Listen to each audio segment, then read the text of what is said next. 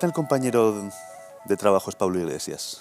Mira, yo cuando... Te hablo como se dice ahora, en un plano personal. Sí, pues mira, personalmente... Te digo Iglesias y no sé si trataste también a Errejón y a Monedero. No. ¿Qué tales son como compañeros de a trabajo? Ver, como compañeros yo no compartimos departamento, entonces no te puedo hablar como compañeros. Como profesores, a mí, yo siempre lo he dicho, a mí lo que me ha venido siempre de Pablo es que es un muy buen profesor. Gente que hemos podido, alumnos que hemos podido coincidir, que les hemos dado los dos la clase, ellos siempre me dicen que Pablo les parece un profesor muy bueno. Como compañeros no hemos coincidido y personalmente, pues esa relación que hubo en medios de comunicación, pues son gente muy agradable, claro, en lo personal son agradables, en lo político son un caos que camina, absolutamente, ¿no? Fuego camina con ellos, porque es un caos que lo arrasa todo a su paso, producto de defender un proyecto político, social y económico absolutamente disparatado. Pero, ¿me preguntas por lo personal? Son gente agradable con la que se puede mantener una conversación. Yo particularmente he tratado más a Pablo Iglesias y con él, por ejemplo, pues coincidimos mucho en temas de series de televisión, fantasía, ciencia ficción. Es más, Pablo coordinó un libro que se llamaba Ganar o morir, lecciones políticas en Juego de Tronos, y entre uno de los autores que seleccionó para ese libro me pidió escribir a mí un capítulo, ¿no? Y yo lo hice. Decías que muchos alumnos te habían dicho lo buen profesor que era Pablo Iglesias. ¿Qué dicen tus alumnos de ti? A mí lo y déjate la modestia al entrar en el plato. ¿Qué dicen? A mí lo que me llega... ¿O se evalúan, no se evalúan? Sí, nosotros nos tenemos que someter a una evaluación que se llama docencia y yo tengo que decir que ahí afortunadamente yo las valoraciones que obtengo de los estudiantes son altas o muy altas. A mí me ha llegado, pues por ejemplo, gente que te habla cuando ya han pasado la asignatura contigo y te dicen, a mí, lo que me dicen, pues Rubén, nosotros en clase nunca pensamos que hubiese un facha que nos cayera bien. Y entonces, pues eso es lo que me dicen. Yo noto que hay buena conexión con ellos, ¿no? Porque al principio me conocen por redes o me conocen por los medios de comunicación. Y se asustan. Y a ver, ten en cuenta que en la facultad, claro, Rubén Herrero, fuego también camina con él, entonces es como... ¿Has tenido algún problema por los pasillos o los despachos? No, ningún problema, salvo en el año pasado, porque fue algo anecdótico completamente, cuando intentamos hacer un acto en la Facultad de Políticas, que venía Javier Ortega Smith, los buenos amigos de la Asociación 722, intentó hacer un acto que me cancelaron de forma completamente arbitraria un día antes y al día siguiente cerraron incluso la facultad para que no pudiéramos entrar y a raíz de esa situación sí que tuvo una persona conmigo un encontronazo en un pasillo, pero en absoluto violento, en absoluto... Se encaró, me dijo 2 o 3 cosas, un alumno muy mal informado y me dijo algunas cosas, que si yo era un profesor vendido o algo así, pero es el único capítulo minúsculo que he tenido, ¿no? En la facultad. No he tenido nunca un problema, diríamos, de orden, o que me han hecho un escrache, nada en particular, ¿no? Yo el momento más potente que he vivido pues fue cuando cancelaron el acto el día antes, de forma completamente arbitraria, con una argumentación surrealista, que hablaban de que íbamos a cometer un delito, que había precrimen, como la película... Sí, había como la película Minority Report, sí, que íbamos a cometer un delito de odio, porque aquí siempre que aparece en la ecuación... Te iban a predetener. Patriotismo, a mí y a Ortega Smith, y a los de las 722. Entonces, el acto no se hizo y se cerró incluso la facultad. Y entonces sí que es verdad que la semana siguiente notamos un poco de tensión en el ambiente, pero no he tenido nunca ningún problema en la propia facultad. Hombre, siempre hay algún profesor que te consta que desearía que me pasaran cosas malas, una inspección de servicios, lo digo por si me pasa. Bueno. Esto es importante, que gozo de mucha salud y lo digo por si me pasa. O que desean que te sancionen, o te consta, ¿no? Te consta que existen esos casos. ¿Recomiendas a tus alumnos cuando les estás enseñando relaciones internacionales, les recomiendas series? Sí. ¿Y cómics? Claro. claro, es que eso es cultura. ¿Es cultura? Por supuesto, la cultura pop es cultura y es algo maravilloso. Además, es que si no, todo sería muy plano, muy aburrido, ¿no? Muy James Joyce, ¿no? Entonces, vamos Muy también infumable, por tanto.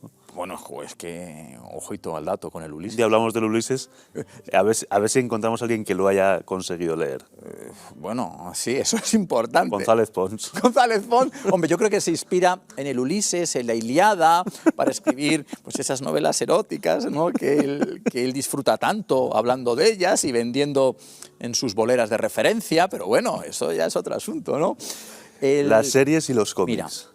yo en la clase, yo creo que los alumnos cuando vienen, pues a lo mejor dicen, bueno, Rubén Herrero, tú lees mi Twitter, y bueno, pues es un Twitter indudablemente patriótico, que habla muy claro, ¿no? Y que me expreso muy claramente, ¿no? en esos debates que los partidos del sistema intentaron ocultar durante tanto tiempo y tuvieron éxito en hacerlo, ¿no? Entonces los alumnos vienen un poco a ver qué encuentran. ¿Qué sucede? Que ya de otros años les dicen, a ver, Rubén es serio, es muy de derechas, pero os lo vais a pasar muy bien en clase. Y es verdad que establecemos un tipo de relación donde yo hago referencias pop. Yo doy mi asignatura, yo imparto mi programa, pero está claro que pues les puedo decir frases de Juego de Tronos, frases de Dragon Ball, les hablo de videojuegos, les puedo hablar de música, de rap, de heavy metal, que también me encanta. Entonces ellos se sorprenden, por ejemplo, si me ven así, pues que yo les puedo hablar de Metallica. ¿Pero a cuento de qué? ¿O a son de qué? ¿A son de qué? ¿A buscar quién? Es que ese es el mejor TikTok que he visto en mi vida. ¿A son de qué? Pues yo evidentemente conecto las cosas. Vale. Yo, por ejemplo, si estamos hablando del colonialismo del siglo XIX en África, yo les puedo recomendar la película El corazón del ángel con Robert De Niro, donde de una forma remota trata ese tema, o les puedo recomendar un cómic maravilloso que se llama Congo, escrito con K, que es un magnífico cómic, ¿no? En este sentido.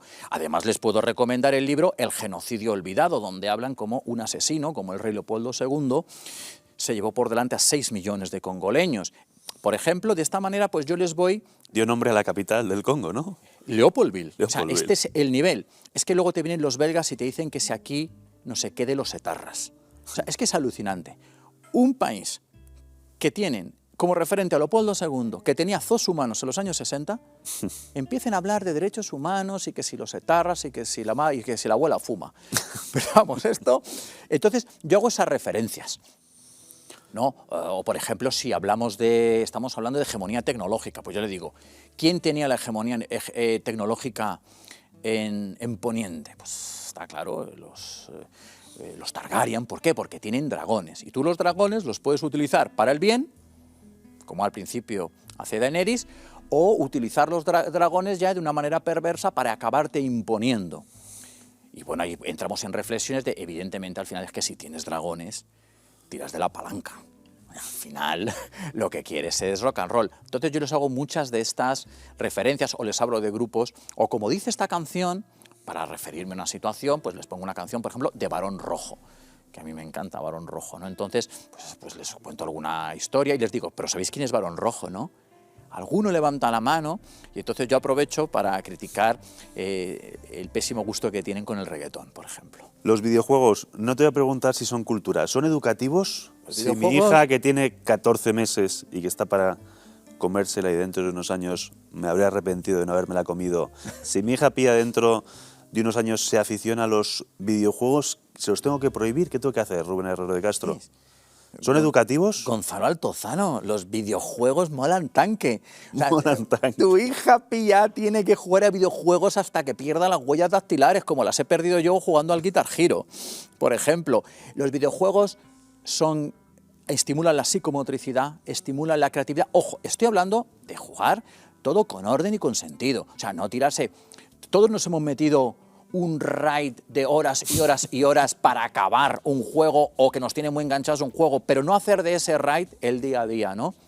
El estar todos los días 9 horas. Todos nos hemos quedado una noche en vela acabándonos el The Last of Us o jugando al Splinter Cell o dándole o ayudando a Link a salvar el reino de Zelda.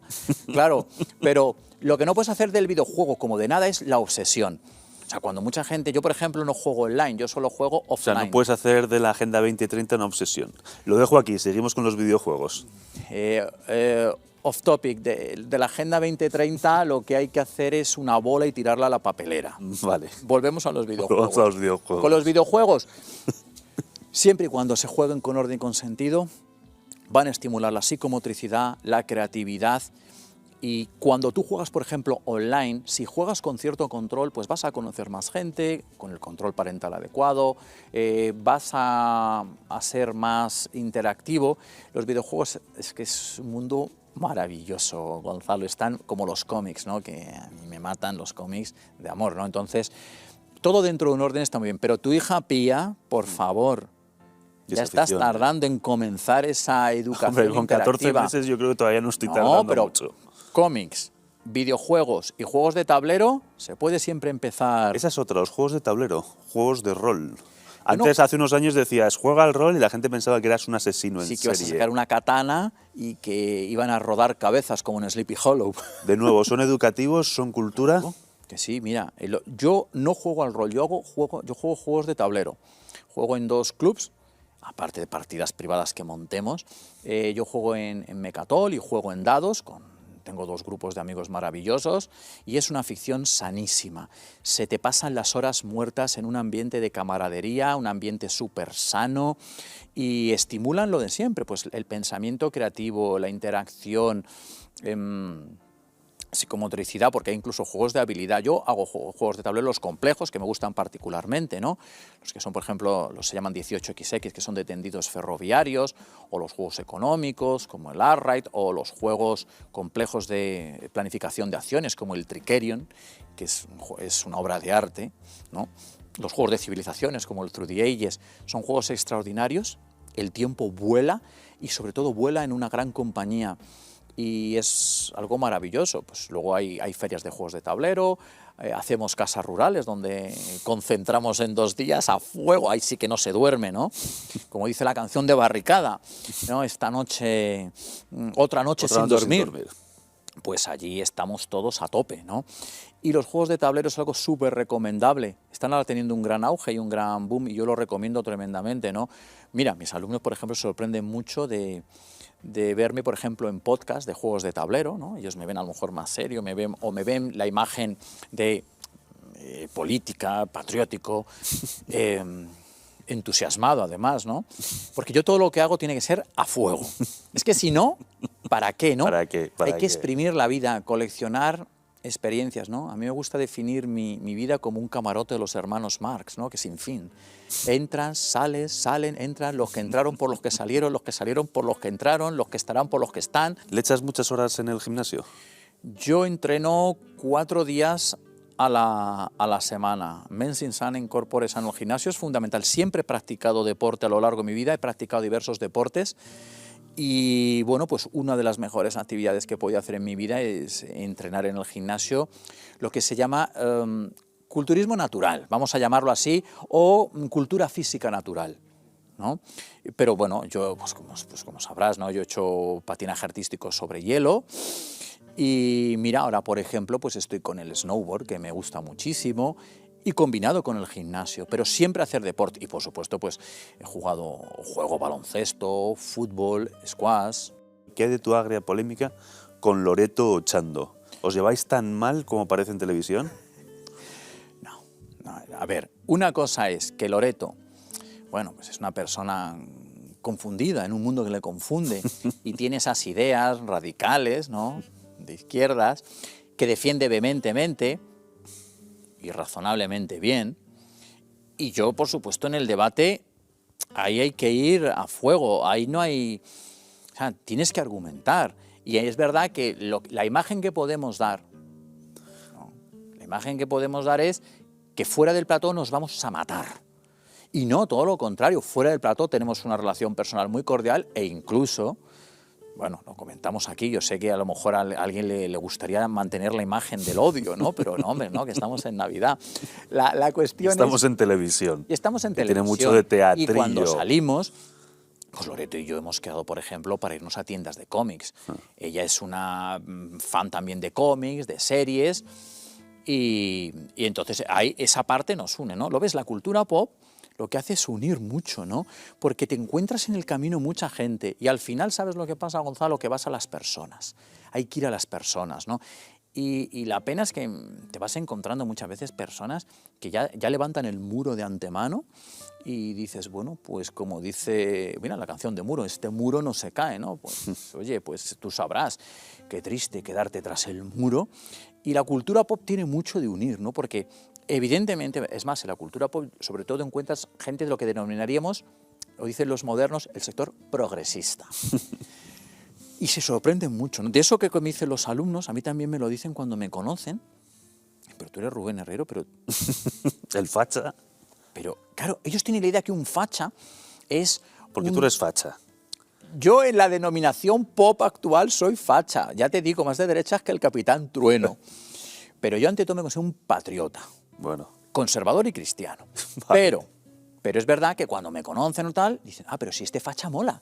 Si es que yo pensaba que la gente lo que tiene idea cuando dices que eres de derechas o eres conservador, eres patriota, es alguien con halitosis crónica, con el cinturón dientes verdes o dientes amarillos. Dientes verdes, con el cinturón por encima del ombligo y que lee el catecismo precolombino día, tarde y noche. Y no, claro, y conmigo se encuentran, claro, a mí muchas veces empezamos a hablar con alumnos o gente que conoce un club de juegos o gente que conoce una tienda de manga, pues hablamos de manga o tal, y luego acaba saliendo a lo mejor por algún tema de la política y me miran como, es el mismo Rubén, el que le encanta Dragon Ball, Los Caballeros del Zodiaco, Bakuman, One Piece, y este es de Vox.